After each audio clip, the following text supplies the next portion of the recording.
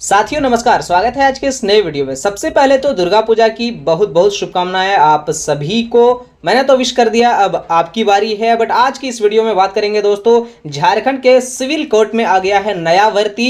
चपरासी पद निकाला गया है दोस्तों, 10वीं पास रखा गया है। हमारे बहुत सारे वीडियोज में आप सभी का कमेंट्स रहता है कि सर 10वीं पास वैकेंसी लाइए, 10वीं पास वैकेंसी लाइए। ठीक है, तो दोस्तों आ गया है 10वीं पास का बहाली होने वाला है, सीधी भर्ती होने वाली, एग्जाम किसी भी तरह का नहीं होने वाला है। ठीक है, जिसका आवेदन शुरू हो चुका है, पूरी तरह से गवर्नमेंट जॉब होने वाला है दोस्तों। सैलरी आपको गवर्नमेंट के अकॉर्डिंग मिलने वाला है। ठीक है, जैसे कि 18,000 से लेकर के 59-56 रुपए तक आपको सैलरी मिल सकता है। देखेंगे आगे इस वीडियो में कि चपरासी पद के लिए, प्यून पद के लिए कितने सैलरी रखे गए हैं, जिसका आवेदन भी शुरू हो चुका है दोस्तों। तो आइए ले चलता हूं आपको ऑफिशियल नोटिफिकेशन पे। देखिए दोस्तों, अगर आप एक भारतीय नागरिक हैं तो आपके लिए आज का वीडियो बहुत ज्यादा खास होने वाला है, क्योंकि ये जो भर्ती होने वाली है दोस्तों, भारत के नागरिक अप्लाई कर सकते हैं। ठीक है, आप किसी भी स्टेट से हैं चलेगा, कोई इशू नहीं है। बट अगर आप एक भारतीय नागरिक हैं तो आप इस पोस्ट के लिए एलिजिबल हैं, अप्लाई कर सकते हैं।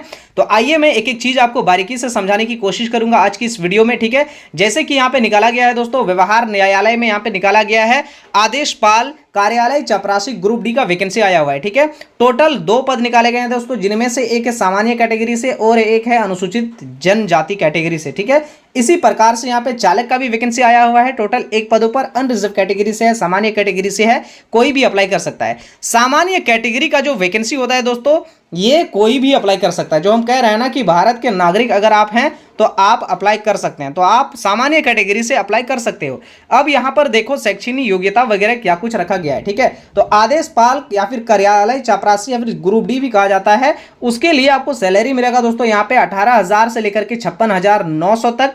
मैट्रिक पास चाहिए होगा। भर्ती का तरीका देखो, एक स्क्रीनिंग टेस्ट लिया जाएगा और डायरेक्ट आपका इंटरव्यू लिया जाएगा, इसी में आपका चयन कर लिया जाएगा। ठीक है, इसी प्रकार से यहाँ पे चालक ग्रुप डी ड्राइवर का जो पोस्ट निकाला गया है, इसमें देखो 19,900 से लेकर के 63,200 रुपए तक आपको सैलरी मिलेंगे।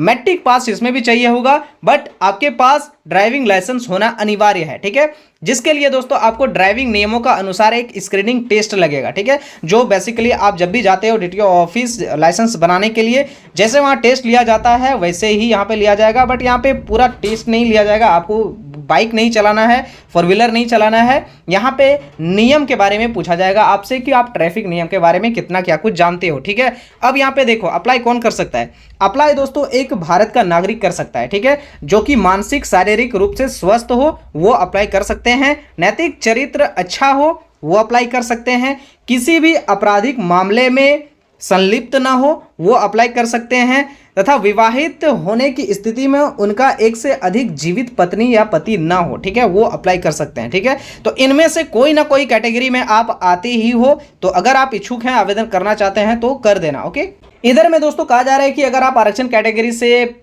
अप्लाई करना चाहते हो तो उसको लेकर के आपको झारखंड का आरक्षण नियम उसमें लागू हो जाएगा और आपका निवासी जाति प्रमाण पत्र यहाँ पे लग जाएगा। ओके, अब देखो एज लिमिट पे बात कर लेते हैं। तो एज लिमिट यहाँ पे 1 अगस्त 2025 के आधार पर न्यूनतम 18 वर्ष तथा अनारक्षित वर्ग के लिए अधिकतम यहाँ पे 35 वर्ष रखे गए हैं। ओबीसी बीसी वर्ग के लिए 37 वर्ष रखे गए हैं, महिलाओं के लिए 38 वर्ष रखे गए हैं। ठीक है, तथा एसटी एससी पुरुष महिला के लिए 40 वर्ष रखा गया है। ये अधिकतम एज लिमिट है। ठीक है, मैक्सिमम एज लिमिट रखा गया है। न्यूनतम यानी कि मिनिमम आपका कम से कम 18 साल पूरा होना चाहिए, तो आप इस पोस्ट के लिए एलिजिबल हो, अप्लाई कर सकते हो। उसके लिए दोस्तों आपका उम्र, शैक्षणिक तथा वांछित योग्यता से संबंधित प्रमाण पत्र आपको संलग्न करना पड़ेगा, भेजना पड़ेगा, आवेदन करना पड़ेगा। ठीक है, उस टाइम आपको देना पड़ेगा।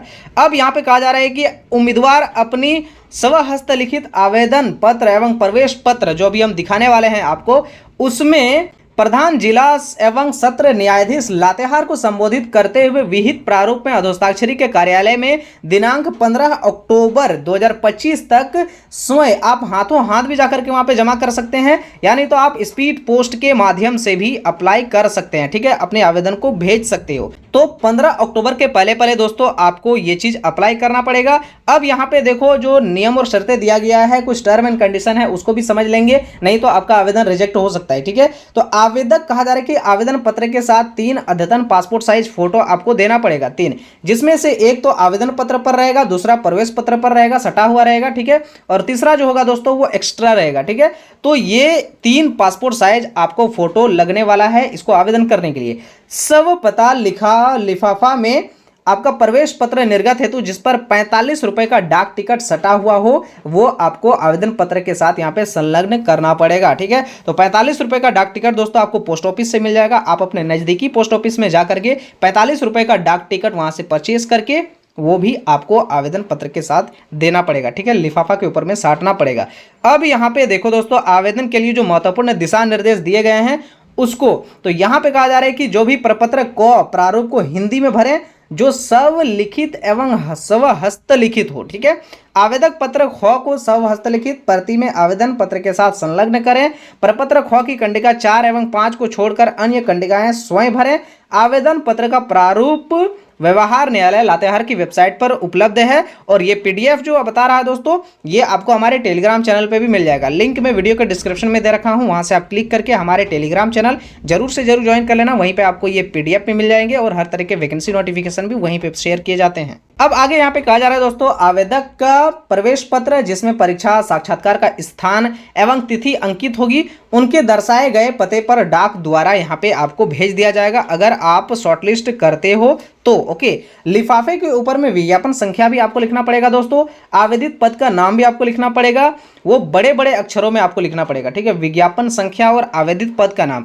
तो विज्ञापन संख्या कौन सा है आइए मैं आपको दिखा रहा हूं। ठीक है, ये है आपका विज्ञापन संख्या। इस विज्ञापन संख्या को आपको ऊपर में लिखना पड़ेगा और आप कौन से पद के लिए आवेदन कर रहे हो, जैसे अगर आप आदेशपाल चपरासी के लिए आवेदन कर रहे हो तो ये दो चीज आपको लिफाफे के ऊपर में ही लिखना पड़ेगा। तो इस चीज को दोस्तों आपको ध्यान में रखना है। ओके, अब यहां पे हम बात कर लेते हैं आवेदन हम कहां भेजेंगे। ठीक है, तो यहां पे पता दिया गया है सेवा में प्रभारी न्यायाधीश व्यवहार न्यायालय लातेहार। यहां पर आप स्पीड पोस्ट कर सकते हो, जाकर के हाथों हाथ भी जमा दे सकते हो। ये है आपका एप्लीकेशन फॉर्म, पूरी तरह से हिंदी में है, आप इसको इजीली भर सकते हो। फिर भी अगर आपको इसको भरने में कहीं भी समस्या आए तो प्लीज कमेंट करना, हमारी टीम वहां पे जरूर से जरूर रिस्पॉन्ड करेंगे। दोस्तों आवेदन पत्र पूरी भरना है। नीचे एक एडमिट कार्ड दिया गया है। ठीक है, प्रवेश पत्र यहां पे आपको सारा नहीं भरना है। ठीक है, आपको बस भरना है अपना आवेदक का नाम, पिता पति का नाम, पत्राचार पता और इसके बाद साक्षात्कार का स्थान केंद्र, ये आपका ऑफिस द्वारा भरा जाएगा, इसको आपको नहीं भरना है। तो बेसिकली आपको यहां से यहां तक ही भरना पड़ेगा। ठीक है, सारा का सारा